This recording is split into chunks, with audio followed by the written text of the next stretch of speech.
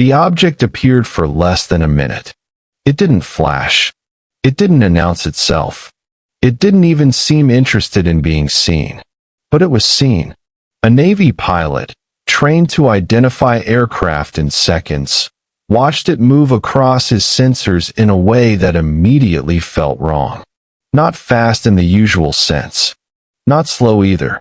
It simply changed position, instantly, as if distance didn't matter.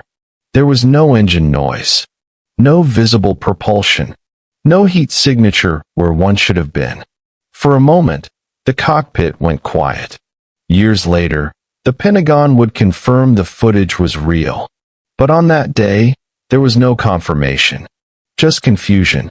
And the uncomfortable realization that whatever was out there didn't fit into any known category. What's unsettling isn't that the object was unidentified. It's that it was tracked.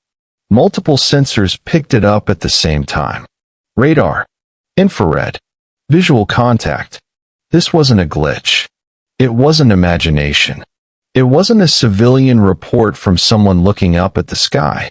It was recorded, logged, filed. And then, nothing happened. No emergency briefing. No public warning. No explanation. The incident disappeared into paperwork.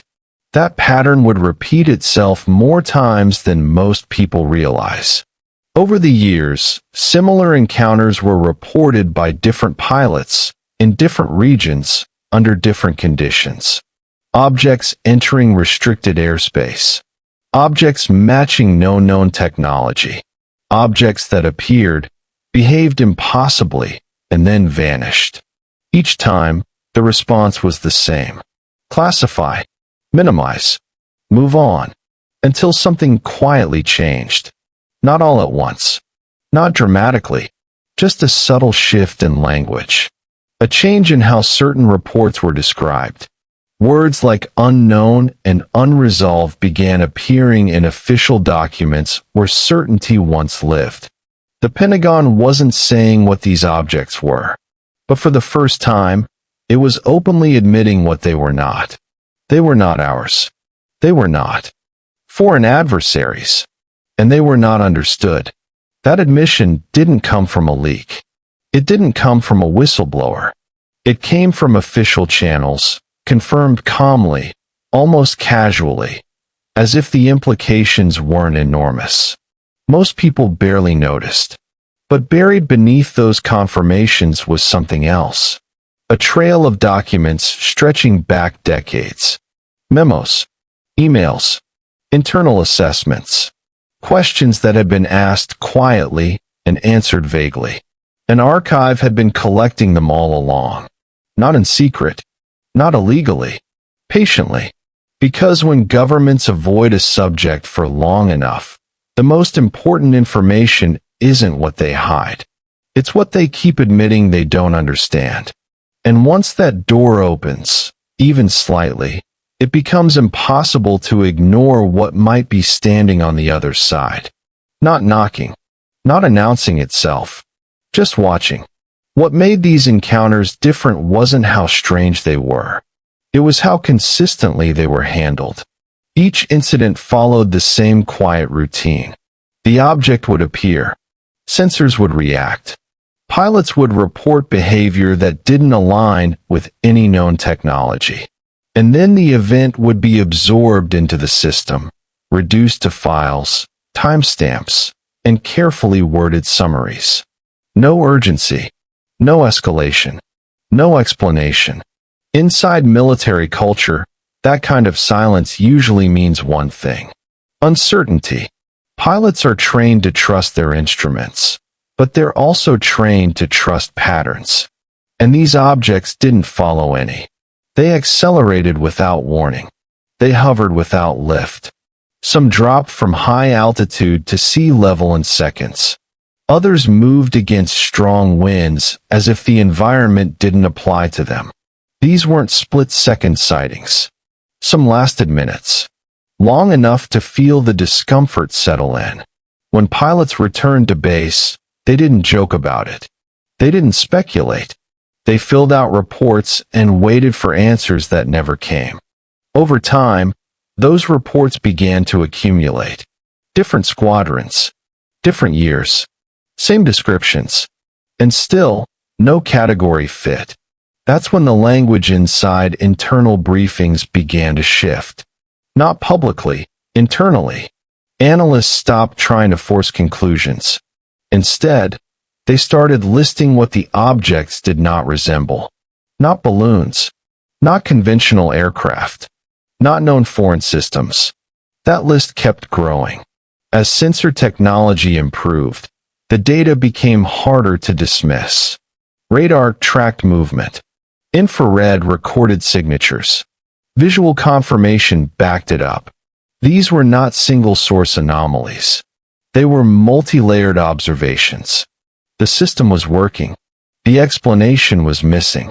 Eventually, that gap reached a point where it could no longer stay internal. When Congress requested formal assessments, the response avoided speculation and focused on facts. Objects had been observed. Data had been collected. Some cases remained unexplained. That was it.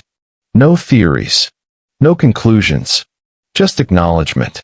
For the public, it sounded controlled. Almost boring. But to anyone familiar with institutional language, it was extraordinary. Organizations built on certainty do not admit confusion unless they have no alternative. They don't leave questions open unless closing them would be dishonest. And this wasn't about one incident. It was about repetition. Patterns that didn't fit existing frameworks. Behaviors that didn't degrade over time. Technology that didn't appear to advance because it already exceeded known limits. The more data that was gathered, the less clarity emerged, which raised an uncomfortable thought. What if these encounters weren't rare? What if they had always been happening? And what if the only thing that changed was the decision to stop pretending they weren't? Because once the system accepts that something doesn't belong in any known category, the next step is an explanation. It's documentation. And documentation leaves traces. Traces that, eventually, someone notices. Those traces didn't disappear. They accumulated quietly, buried inside databases most people never look at. Not classified vaults and underground bunkers, but ordinary government record systems. Emails, briefings, attachments, requests marked routine, responses marked partial. This is where the story shifts. Because while the public saw only a few confirmed videos and carefully worded statements, someone else was watching the paperwork.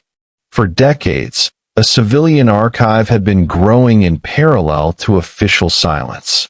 Not built on leaks or hacks, built on requests.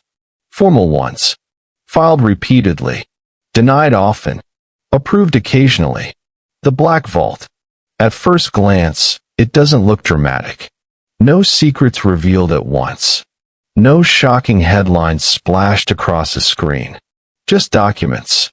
Thousands of them. Acquired legally, one request at a time, through the Freedom of Information Act. But when the Pentagon began confirming unidentified aerial phenomena, something became clear. These admissions weren't new. They were late.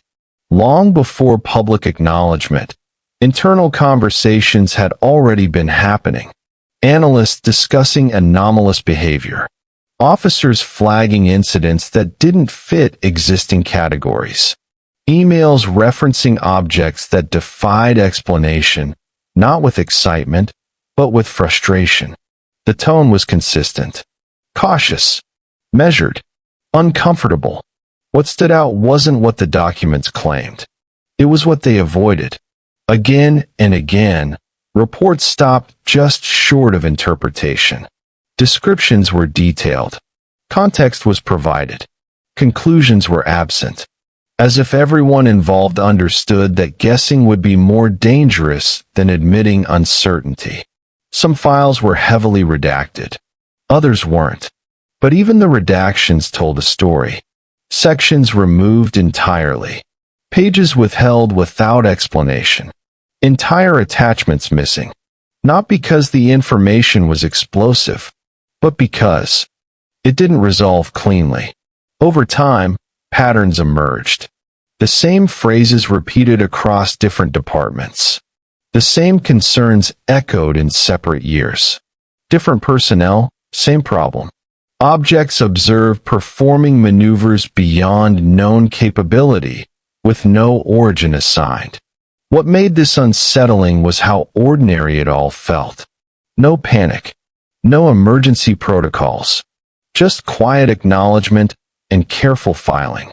As if the system had accepted something it couldn't explain, and decided the safest response was to contain the question rather than answer it. When these documents are read together, a subtle realization forms. The Pentagon didn't suddenly discover something unknown. It slowly accepted that the unknown had been present all along. And that acceptance didn't come with a revelation. It came with paperwork. Because when institutions don't understand something, they don't always investigate harder. Sometimes they document it and move on, until the volume of unanswered questions becomes impossible to ignore. And when that happens, silence stops being an option. It becomes a signal, one that suggests whatever is being observed isn't just an anomaly. It's a constant, something that doesn't announce itself, doesn't escalate, doesn't explain. It simply appears, is recorded, and waits. That waiting created a problem no report could solve. Because once something is documented repeatedly across years and departments, it stops being an anomaly. It becomes a presence. And presence demands context. Inside internal discussions, a quiet question began to surface. Not officially, not in summaries, but in side notes and cautious language. If these objects weren't ours, and they weren't foreign adversaries, then what exactly were they doing? Most sightings shared a strange similarity. The objects weren't aggressive. They didn't approach aircraft directly. They didn't interfere. They observed. They maneuvered. And then they left. No pursuit. No engagement. No response to signals. This behavior didn't match weapons testing. It didn't align with surveillance drones either. Those systems are designed to gather information actively.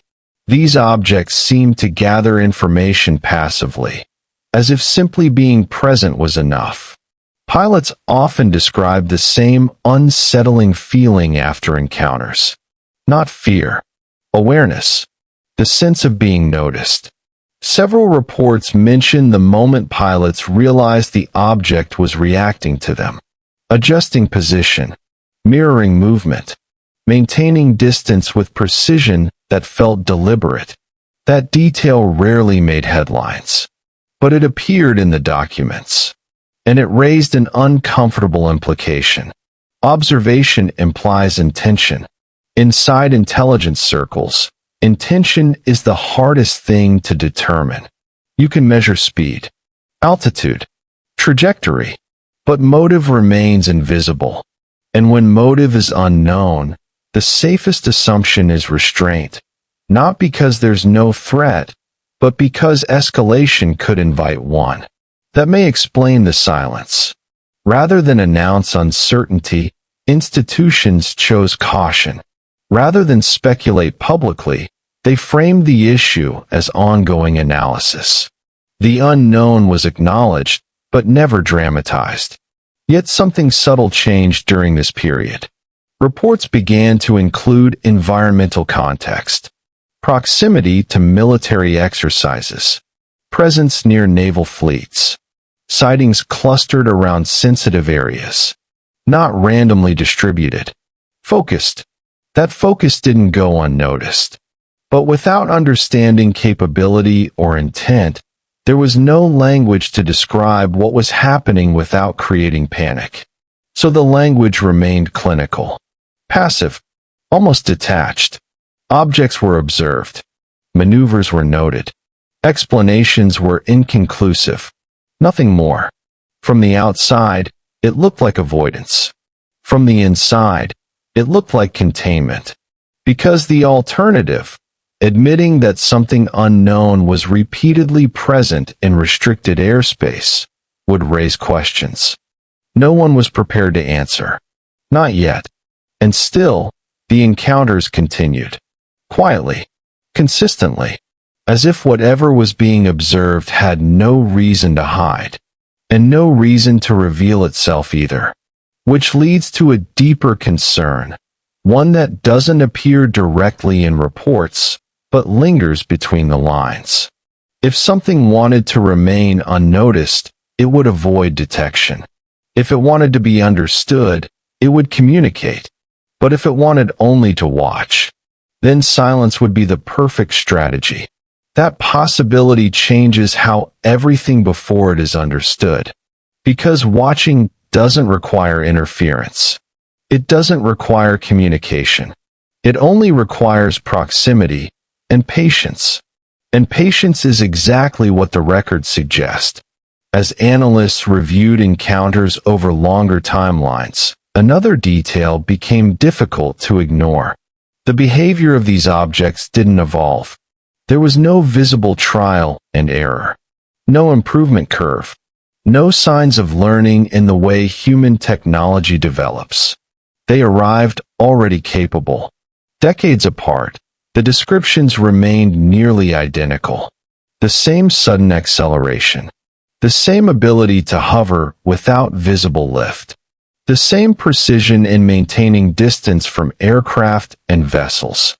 Technology normally progresses. This didn't. That raised a quiet contradiction. If these objects represented experimental systems, they should have shown variation over time. New designs. New limitations. New mistakes. Instead, they appeared consistent, almost standardized. As if whatever was behind them had already solved the problems humans were still struggling to understand. This consistency made it harder to dismiss the encounters as isolated. It also made it harder to frame them as a threat. Threats test boundaries. They provoke. They escalate. These objects did none of that. They simply appeared in places of interest, remained long enough to be recorded, and then departed without response. No attempts at concealment beyond. Silence. No attempts at contact. Inside internal assessments. This created an analytical dead end. Without hostile behavior, there was no justification for action. Without communication, there was no basis for interpretation. So the focus shifted, not to what the objects were, but to where they appeared. Patterns began to form around locations tied to military readiness. Naval training zones. Strategic airspace. Areas dense with sensors and classified activity. This raised another unsettling question. What if the objects weren't monitoring humanity as a whole, but monitoring capability? That would explain the restraint. Why reveal intent when observation alone provides more information? Why intervene when remaining unnoticed allows data to accumulate over time? From this perspective, silence stops being neutral. It becomes efficient. The idea is uncomfortable because it removes drama.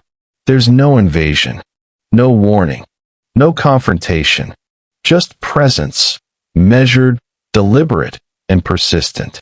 The kind of presence that doesn't need to announce itself to be effective. That possibility never appears directly in official summaries. It doesn't need to. Institutions rarely document speculation about intent. They document behavior. And the behavior was clear. Appear. Observe. Depart. Repeated across years. Repeated across locations. Repeated without escalation. Which brings the story to a subtle turning point. Because if these objects are observing, and if they've been doing so for decades, then the real question is no longer what they are. It's whether they've ever stopped watching. and whether the recent acknowledgments aren't the beginning of something new, but the first time the public is being quietly allowed to notice what has always been there. That possibility reframes the entire timeline. Because if observation has been ongoing, then recent disclosures aren't discoveries. They're admissions. And admissions usually happen when maintaining. Silence becomes more complicated than breaking it.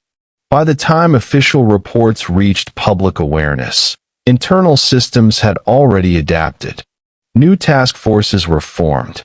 Terminology was adjusted.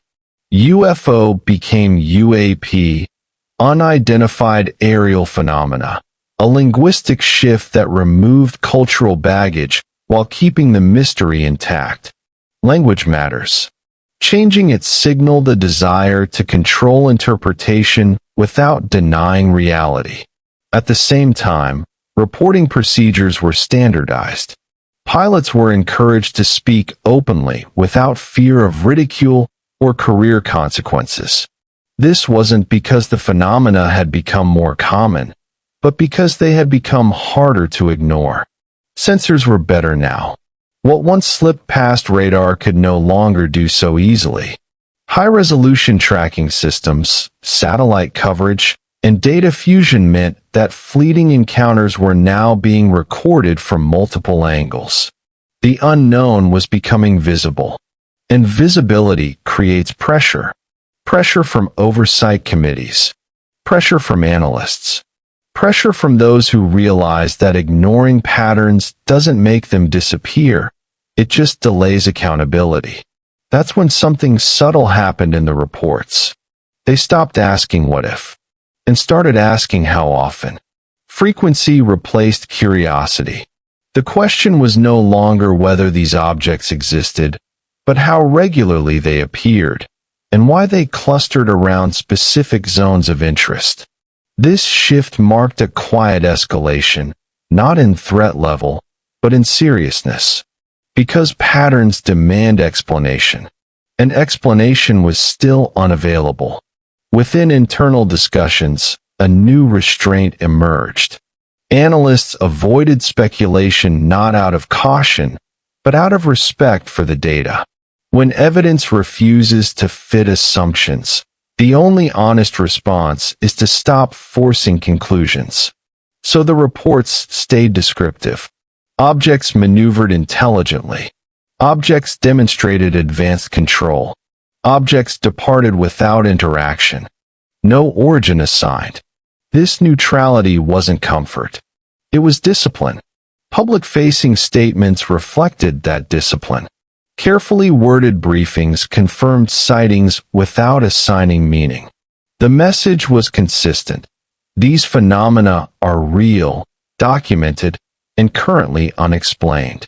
That message wasn't designed to alarm. It was designed to prepare. Because institutions rarely normalize uncertainty unless they expect it to persist. And that expectation hints at something deeper. If observation has been ongoing, if behavior has remained consistent, and if disclosure is increasing rather than decreasing, then perhaps the goal isn't to explain the phenomenon away. Perhaps the goal is to slowly adjust public awareness. Not through revelation, not through shock, but through repetition. Because the most effective way to introduce something unsettling isn't to announce it loudly. It's to let people encounter it gradually, until the idea of being observed no longer feels extraordinary, just familiar. And familiarity, once established, changes everything that comes after. That gradual adjustment has a purpose. People don't panic when something is introduced slowly. They adapt. They rationalize. They normalize. And normalization is far more effective than secrecy when the goal is long-term stability. Inside intelligence assessments, this concept appears indirectly, not as strategy, but as consequence. The more frequently unexplained encounters are acknowledged, the less shocking they become. The unknown shifts from impossible to inconvenient. This shift changes how questions are asked. Early reports focused on identity. Later reports focused on capability. Now, attention quietly turns to intent. And intent is difficult to infer when behavior remains restrained. These objects don't disrupt systems. They don't disable communications. They don't attempt contact. They remain just outside interference, close enough to observe, distant enough to avoid response. This balance suggests calculation, because anything capable of extraordinary maneuvering would also be capable of doing more. The absence of escalation becomes meaningful. Restraint is not weakness. It is choice. Analysts understand this. That's why recent discussions no longer frame the phenomenon as intrusion, but as presence. The distinction matters. Intrusions provoke reaction. Presence invites monitoring. And monitoring goes both ways. Military doctrine is built around detection and response. But these encounters invert that relationship. The objects appear to be detecting without being detected, or at least, without being deterred. This challenges a foundational assumption. That awareness implies control. In these cases, awareness does not lead to dominance. It leads to documentation. And documentation, without understanding, offers little leverage. This imbalance creates a quiet discomfort, because it suggests that the advantage does not lie with the observer on the ground, but with whatever chooses when and how it appears. Another detail emerges when timelines are compared. The frequency of encounters increases near moments of heightened technological activity, advanced testing, new systems, sensitive operations. As human capability expands, observation seems to follow, not constantly, selectively, as if something is paying attention to thresholds rather than routines. This raises a thought rarely stated openly. What if the observation isn't about humanity, but about milestones? Moments when capability changes. Moments when thresholds are crossed. That would explain the patience. Why intervene when observation alone provides insight? Why disrupt when remaining unseen allows continuity? From this perspective, the silence becomes intentional. Communication would alter behavior. Observation preserves authenticity. This doesn't imply benevolence. It doesn't imply threat. It implies interest. And interest, when sustained over decades, carries its own weight. Because interest means continuity. And continuity suggests that whatever is observing has no urgency to conclude its assessment, which brings the story closer to an uncomfortable realization. If observation has always been selective, and disclosure is now increasing, then the audience may not be the public. It may be the systems being watched. And that changes who the message is really for. That possibility reframes disclosure itself. Because if the audience isn't the public, then transparency serves a different purpose. It stops being about awareness and starts becoming about acknowledgement. A signal, not an announcement. In intelligence work, signals don't need to be loud. They only need to be visible to the right observer. By openly admitting uncertainty, institutions demonstrate honesty, but they also demonstrate limits. They show what they can track, what they can explain, and how they respond to the unknown. That response becomes data in its own right. And if something is observing, that data matters. From this angle, public disclosure looks less like confession and more like calibration. A way of saying, we see you, but we don't understand you yet. Not spoken aloud, but implied through policy and tone. The restraint remains deliberate. No attempt is made to dramatize encounters. No speculation is encouraged. Officials emphasize process over possibility, study over conclusion. The unknown is framed as manageable, even when it clearly isn't. This approach protects stability.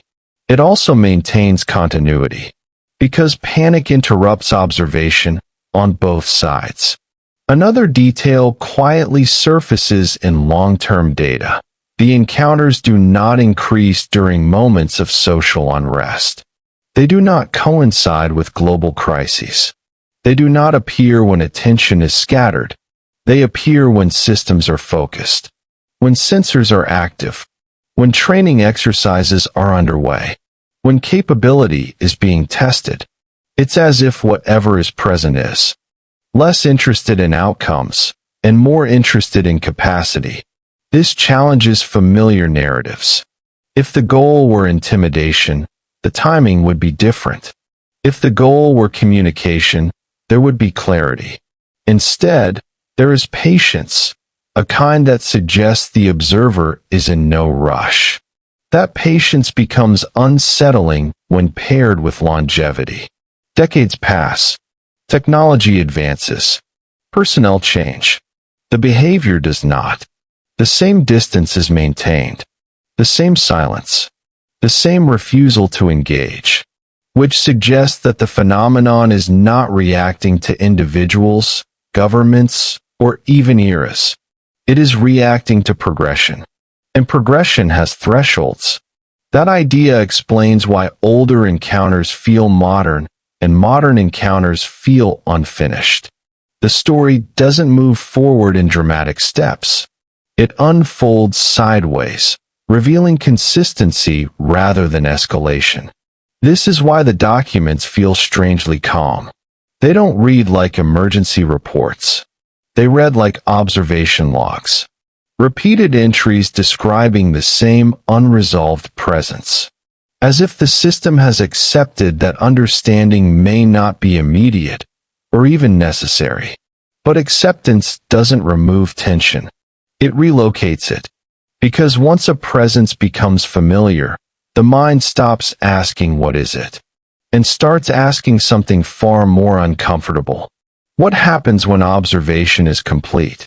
And whether whatever has been watching has already learned what it came to see. That question doesn't appear in any report. It wouldn't. Institutions don't document outcomes they can't predict. They document conditions. And the condition, by now, is clear. Observation without interaction has become routine, which is perhaps the most unsettling part. Because routine implies acceptance. Inside systems built to respond to threats, repetition without response creates a strange normalization. What once demanded attention becomes background noise. The unknown shifts from alarming to procedural. This doesn't mean concern disappears. It means concern goes quiet. Analysts begin to ask different questions, not about origin, but about duration. Not what is it, but how long has it been there? When timelines are extended backward, the pattern stretches further than expected. Long before modern sensors. Long before digital tracking. Long before advanced aircraft. The descriptions change, but the behavior doesn't. Objects that moved without sound. Lights that maneuvered intelligently. Shapes that didn't match conventional craft. Older reports lack precision, but they share the same restraint. No attacks. No communication. No escalation. Just presence. This continuity introduces a possibility that is rarely stated directly. What if observation didn't begin recently? What if modern encounters are not the start of something new, but the continuation of something very old? From this perspective, technological advancement doesn't attract attention, it reveals it. Better sensors don't create the phenomenon. They simply make it harder to ignore. That would explain why acknowledgement feels delayed rather than sudden. The system isn't reacting to discovery. It's reacting to visibility. And visibility forces choice. Either deny what is increasingly recorded, or accept uncertainty publicly. The second option carries risk, but the first becomes unsustainable when evidence accumulates faster than explanations. That's where the current moment sits, not at the edge of revelation, but at the edge of honesty. This explains the tone of modern disclosures. Careful, limited, almost reluctant, as if acknowledging the unknown is less dangerous than pretending certainty still exists. Yet even in restraint, something new emerges. A subtle shift in who is being addressed. The language is no longer dismissive. It's neutral, almost respectful, as if the phenomenon is being treated not as an error, but as a variable, something to be accounted for rather than eliminated. That's a significant change. Variables are expected to persist, and persistence implies coexistence. This doesn't suggest surrender. It suggests adaptation. The same way humans adapt to weather they can't control. Earthquakes they can't prevent. Gravity they can't escape. They don't fight it. They build around it. If that's the case here, then the story isn't moving toward confrontation. It's moving toward accommodation. And accommodation doesn't happen unless presence is stable, predictable, and non-hostile. Which brings the story to an unsettling pause. If something has been here long enough to become routine, long enough to be documented rather than challenged, then the real change may not be happening in the sky. It may be happening in how quietly humanity is learning to live with being watched. That quiet adjustment doesn't announce itself. It happens gradually, through small changes in language, procedure, and expectation. Over time, the presence of the unknown becomes something systems plan around rather than something they attempt to resolve. This is where the story becomes less about objects in the sky, and more about the response on the ground. In recent years, reporting frameworks have shifted again. Incidents are no longer framed as rare anomalies. They are treated as recurring data points. Encounters are logged, categorized, and reviewed with the assumption that more will follow. That assumption matters. It signals that whatever is being observed is not temporary. Inside military planning, permanence changes behavior. You don't wait for permanence to disappear. You account for it. You adapt operations, expectations, and risk assessments accordingly. An adaptation has already begun. Pilots are briefed differently now. They're encouraged to report encounters without embarrassment. Analysts are trained to avoid dismissive conclusions. The unknown is no longer framed as error. It's framed as unresolved reality. This doesn't create panic. It creates discipline. Discipline allows organizations to function in uncertainty without collapsing under it. And uncertainty, when managed long enough, becomes part of the operating environment. That normalization raises a deeper concern, because once the unknown becomes part of the environment, it stops being questioned as aggressively. Curiosity gives way to procedure. Mystery becomes routine, and routine dulls urgency. That may explain why recent disclosures feel underwhelming. The public expects revelation. Instead, it receives confirmation without drama, facts without narrative, acknowledgement without conclusion. This is intentional. Drama creates reaction. Reaction creates instability. Stability is preserved by calm repetition, which suggests that whatever is being disclosed has already been accepted internally. The system isn't struggling to understand it anymore. It's struggling to explain how it has lived alongside it for so long. That tension appears subtly in the documents. Phrases that emphasize ongoing study. Language that avoids deadlines. Statements that imply no final answer is expected anytime soon. This isn't avoidance. It's adjustment. Because when something persists beyond explanation, The most effective response is not to eliminate it, but to integrate it into expectation. And once expectation shifts, so does perception. The unknown stops feeling external. It becomes ambient. That's the quiet transformation underway. Not the discovery of watchers, but the acceptance of being watched. And acceptance changes behavior in ways that are difficult to measure but impossible to ignore. Because when observation is constant, even if unseen, it influences decisions. It encourages restraint, consistency, predictability.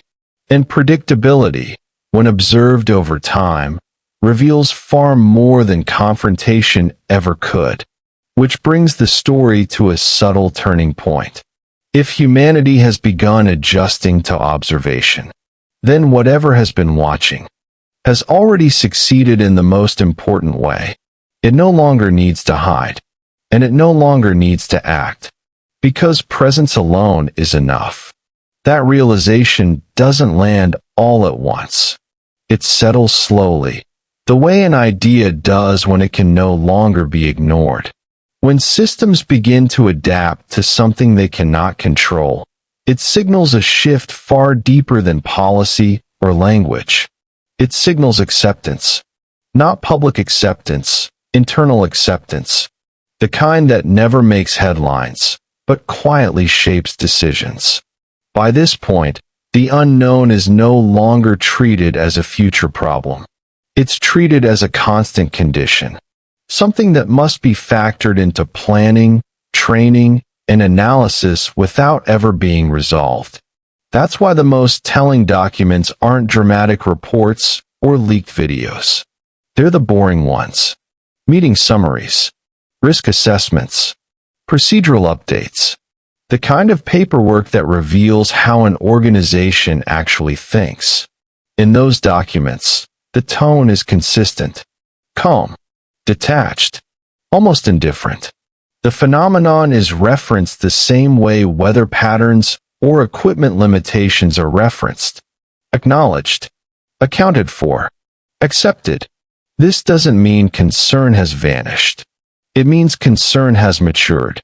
There's a difference between fearing something unknown and understanding that fear no longer changes the outcome.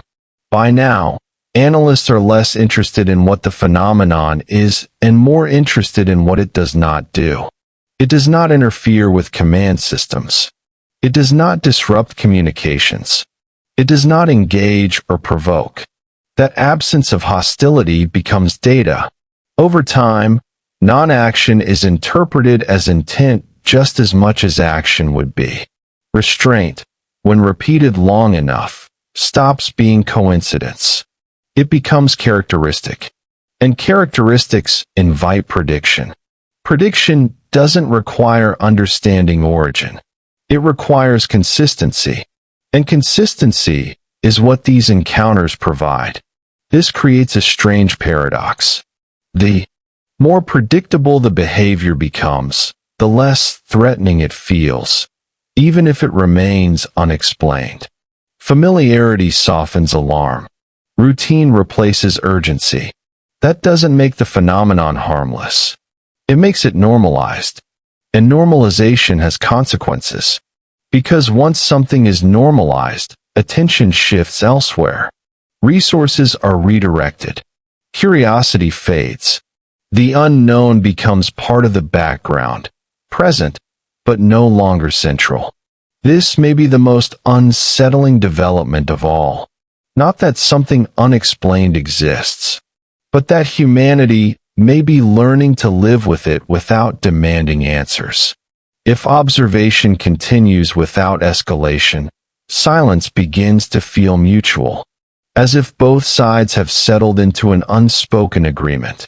We will not interfere. You will not reveal yourselves. Coexistence without acknowledgement. That arrangement doesn't appear in any document. It doesn't need to.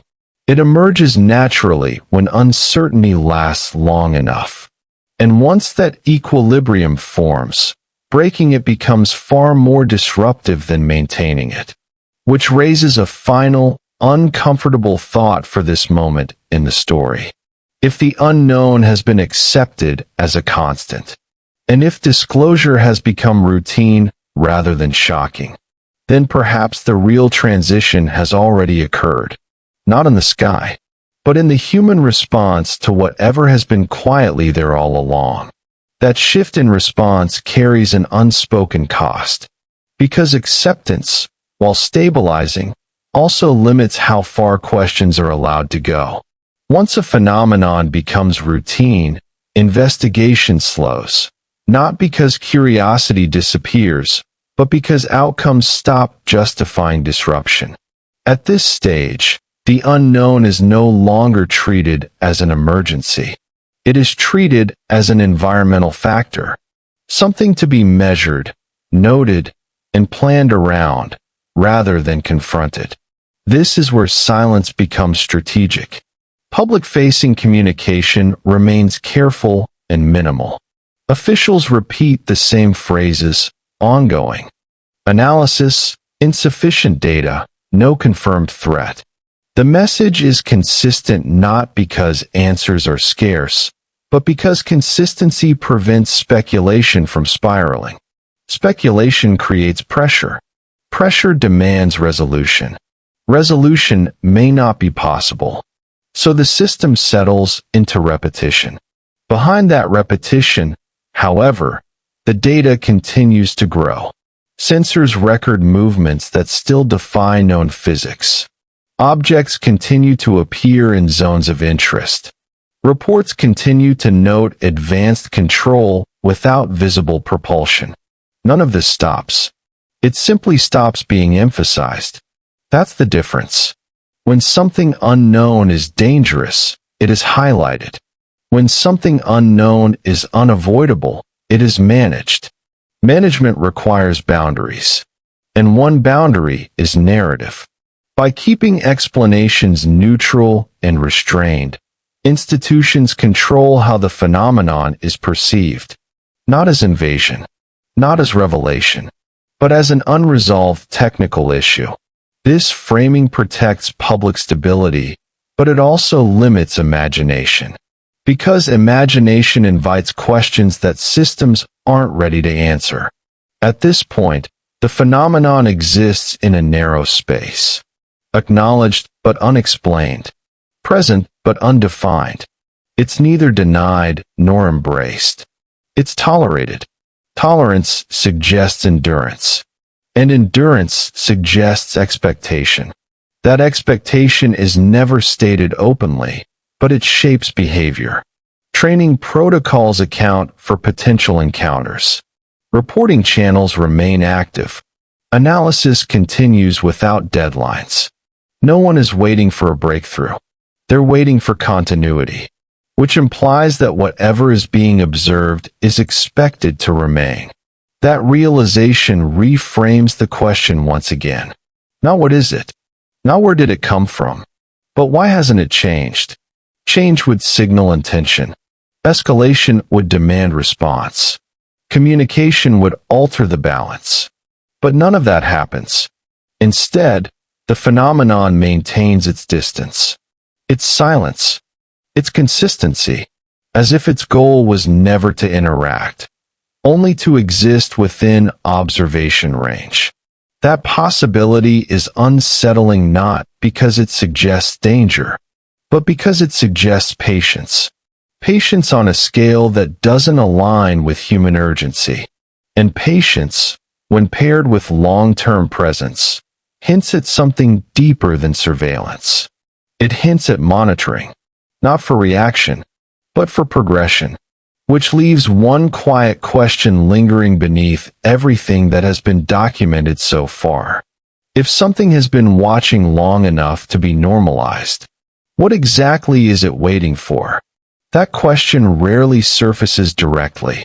Instead, it lingers beneath the language of reports and briefings, shaping what is not said just as much as what is. Because waiting implies a future moment, a point at which observation ends and something else begins. Inside long-term assessments, time becomes a subtle variable. not hours, not days, but decades. Whatever is being observed does not respond to short-term change. Political shifts don't matter. Leadership turnover doesn't matter. Even global conflict doesn't appear to alter its behavior. The phenomenon remains steady, uninterested in surface-level disruption. That steadiness suggests a different scale of interest. Humans track progress in years and generations. Technology cycles quickly. Societies rise and fall. But the behavior documented in these encounters seems detached from those rhythms. It aligns instead with thresholds, slow, cumulative changes that take time to register. Energy capability, detection systems, global coordination, technological maturity. These are not milestones reached overnight. They require patience to observe. This perspective reframes what waiting might mean. It isn't passive. It's deliberate. A process that continues until certain conditions are met, not all at once, but gradually. That could explain why no single moment feels decisive. No landing, no message, no confrontation. Those events would end observation. Instead, everything remains unfinished.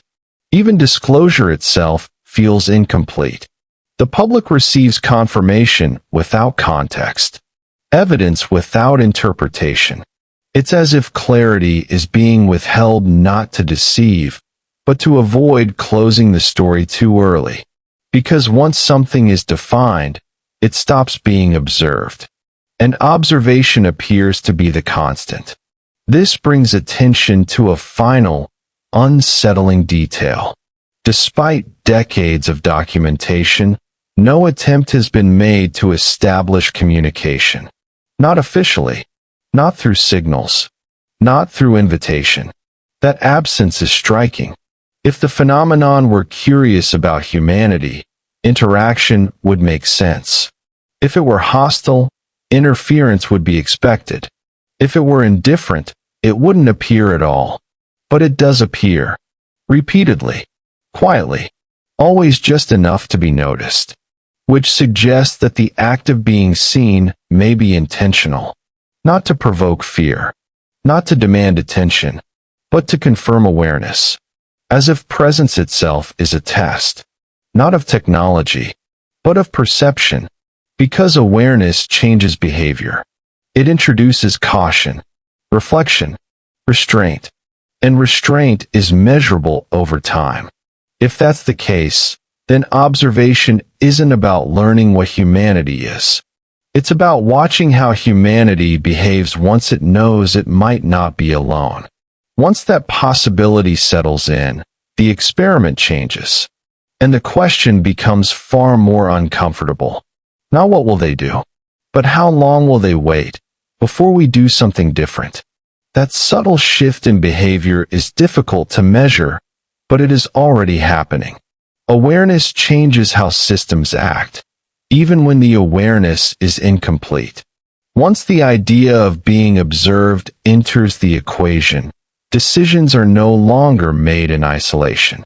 Every action is taken with the possibility, however distant, that it is being watched. This doesn't create fear. It creates caution. Military doctrine begins to emphasize predictability.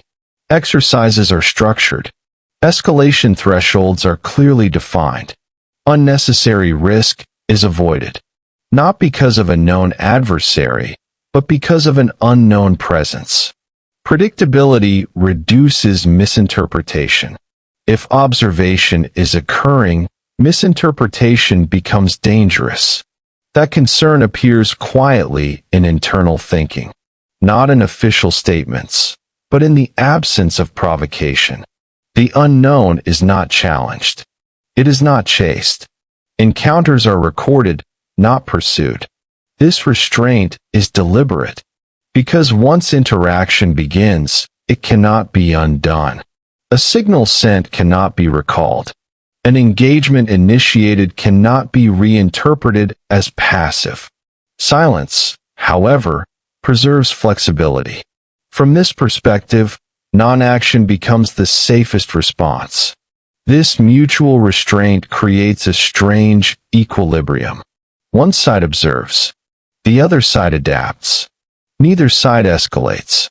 And in that balance, time stretches. Years pass without incident. Encounters continue, but nothing changes. The absence of change becomes meaningful in itself. It suggests that whatever is being observed has not yet reached a point of decision. Or perhaps it has, and decision simply doesn't require action. This possibility challenges human expectations. Humans expect outcomes, revelations, conclusions.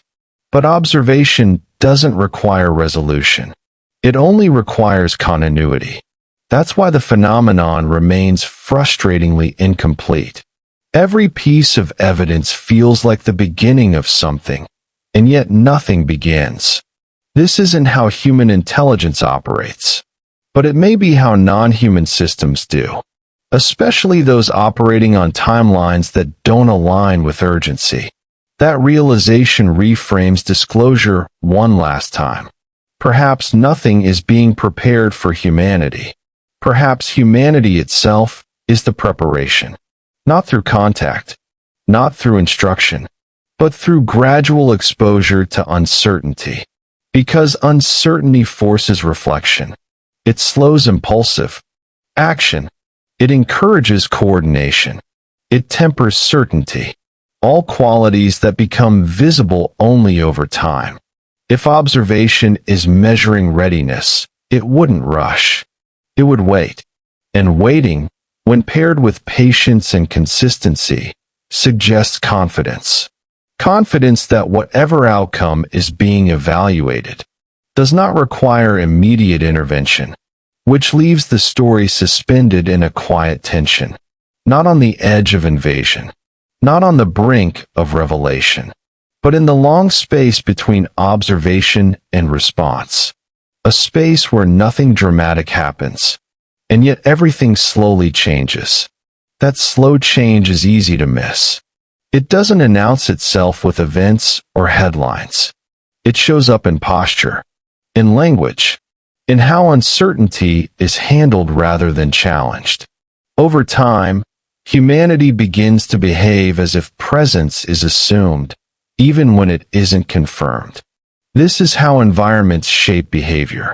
People adjust not to what they know, but to what they believe might be true. The idea of observation, even unproven, alters decision-making. Actions become more deliberate. Signals become more controlled. Escalation becomes something to avoid rather than demonstrate. This isn't fear. It's awareness. Awareness that something unknown may be watching encourages restraint in a way no treaty ever could. There's no negotiation, no agreement, just the possibility of attention. And attention, when sustained, influences outcomes. This is where the phenomenon stops being external. It becomes internal. The real impact isn't in the sky. It's in how systems evolve under uncertainty, how power is exercised cautiously, how dominance gives way to stability, how impulsive action is replaced by coordination. This is subtle, and subtle change is the hardest to detect while it's happening. From this perspective, the unknown doesn't need to intervene. It doesn't need to reveal itself. Influence occurs simply through continued presence and silence. That may be the most effective strategy of all, because interference invites resistance. Observation invites adjustment, and adjustment, once embedded, becomes permanent. This raises a quiet but unsettling thought. What if the phenomenon isn't waiting for a technological milestone, but for a behavioral one? What if the goal was never to see what humanity could build, but to see how humanity would behave once it suspected it was no longer alone? That kind of assessment takes time. It requires patience, consistency, distance. It requires allowing mistakes without correcting them, allowing growth without guidance, allowing awareness to develop naturally rather than through shock. That approach wouldn't look like contact. It would look like absence, an absence filled with just enough presence to be noticed, which reframes the meaning of all those decades of silence. Not as avoidance, not as secrecy, but as observation done carefully. If that's true, then the lack of escalation isn't reassuring. It's intentional, and intention suggests that the situation is still unfolding, not toward conflict, not toward revelation, but toward a moment when behavior itself provides an answer. And when that moment arrives, it won't be marked by arrival. It will be marked by response, not from the watchers, but from the watched. That response doesn't need to be dramatic to be revealing. In fact, the most meaningful changes rarely are. They appear in what is avoided, in what is delayed, in how decisions are framed when certainty no longer exists. Over time, humanity begins to demonstrate something it has struggled with historically: restraint, not because it is forced, but because it feels observed. Even the possibility of being watched introduces a pause, a moment where action is reconsidered, where outcomes are weighed not just against immediate gain, but against long-term consequence. This is not weakness. It is adaptation. Civilizations evolve not only through invention, but through awareness of context. When the context expands beyond Earth, beyond certainty, behavior naturally shifts. Aggression becomes less efficient. Cooperation becomes more valuable. This change is subtle, but measurable. Greater emphasis on global coordination. Slower escalation in high-risk scenarios. More attention to unintended consequences. None of this is attributed to observation. Officially, it's framed as progress, maturity, responsibility. But beneath that framing sits an unspoken influence. The idea that someone might be watching. That influence doesn't need to be real to be effective. Belief alone alters outcomes. And belief, once seated, is difficult to remove. This is why silence works. Silence invites projection.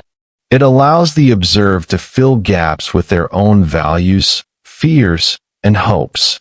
It creates space for self-regulation rather than external control. If the phenomenon intended to guide without interfering, this would be the optimal approach. No commands, no correction, just presence. Presence that encourages reflection rather than obedience. Over time, reflection reshapes priorities. Survival gives way to continuity. Dominance gives way to balance. Immediate advantage gives way to long-term stability. These shifts don't make headlines. They change trajectories.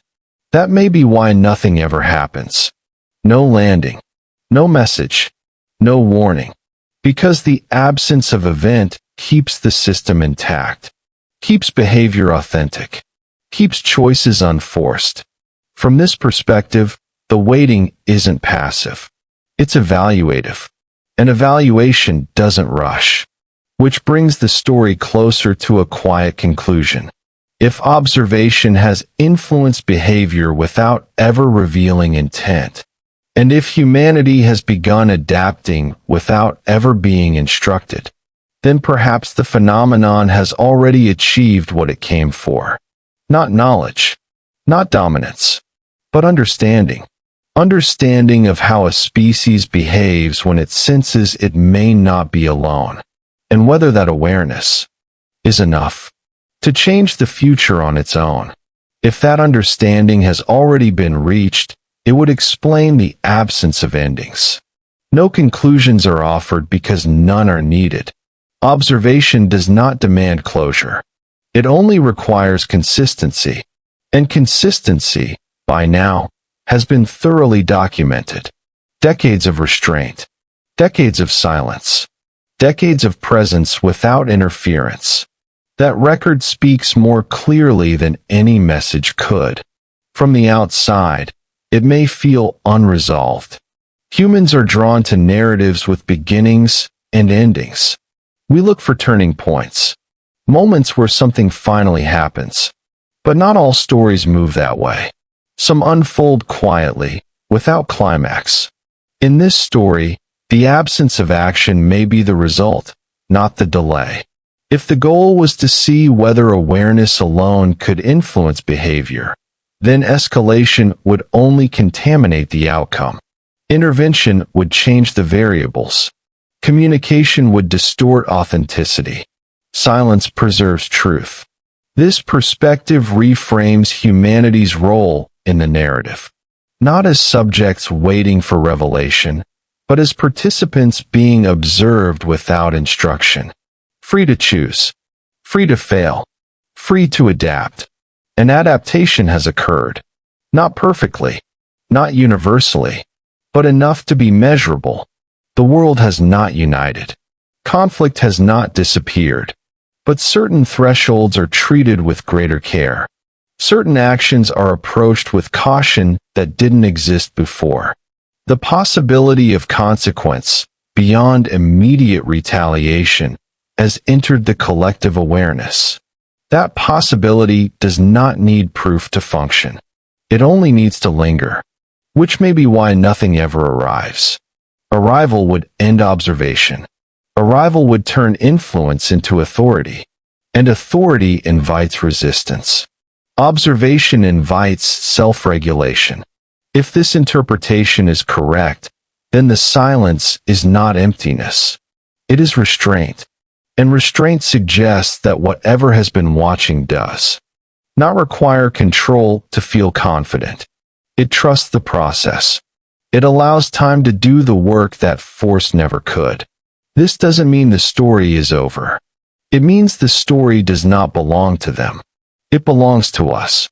Because if awareness has been the test, then every decision made under uncertainty becomes part of the answer. Every moment of restraint. Every choice to avoid unnecessary escalation. These are not reactions to an external command. They are expressions of internal change. Which leaves the final question not hanging in the sky, but grounded firmly on earth. Not when will they arrive, not what do they want, but something far more revealing. Have we already become what they were waiting to see? That question doesn't demand an answer. At least, not an immediate one. Some questions are not meant to be resolved. They exist to create space for reflection, restraint, and awareness. And perhaps that has been the point all along. Nothing dramatic follows. No arrival. No signal. No sudden change in the sky. The nights remain quiet. Satellites continue their paths. Objects are still occasionally reported, logged, and set aside. The system functions. Life continues. And somewhere within that continuation, something subtle settles in. The idea that humanity may not be alone no longer feels shocking. It feels familiar, not proven, not denied, simply present. A background awareness that doesn't interrupt daily life, but gently reshapes how the future is imagined. That awareness doesn't come with instructions. It doesn't tell anyone what to do. It simply exists. An existence, when unchallenged, becomes normal. Perhaps that is why nothing more needs to happen. Observation doesn't require an ending. Waiting doesn't need a conclusion. If something has been watching, and if humanity has been adjusting without being forced, then the process is still intact. Interruption would only disrupt it. From this perspective, silence is not absence. It is continuity. A decision to allow things to unfold without interference. To let awareness do the work that confrontation never could. The sky offers no answers. It never has. It offers distance, perspective, a reminder that not everything is centered on immediacy or urgency. Some processes operate beyond reaction, beyond fear, beyond demand.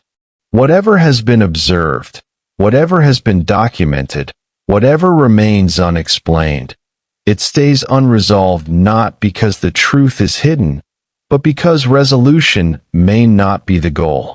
Perhaps the most important change has already occurred quietly. Not in technology, not in policy, not in disclosure, but in the way uncertainty is held. Without panic, without denial, without the need to force meaning where patience may be required instead. If something is watching, it hasn't needed to act. And if nothing ever arrives, that absence may be intentional. Because the story doesn't need a final moment. It only needs continuity. The earth keeps turning. The sky remains vast. The unknown stays just far enough away to be noticed, but not confronted. And in that space, between certainty and silence, awareness rests. Calm, unresolved, and still unfolding.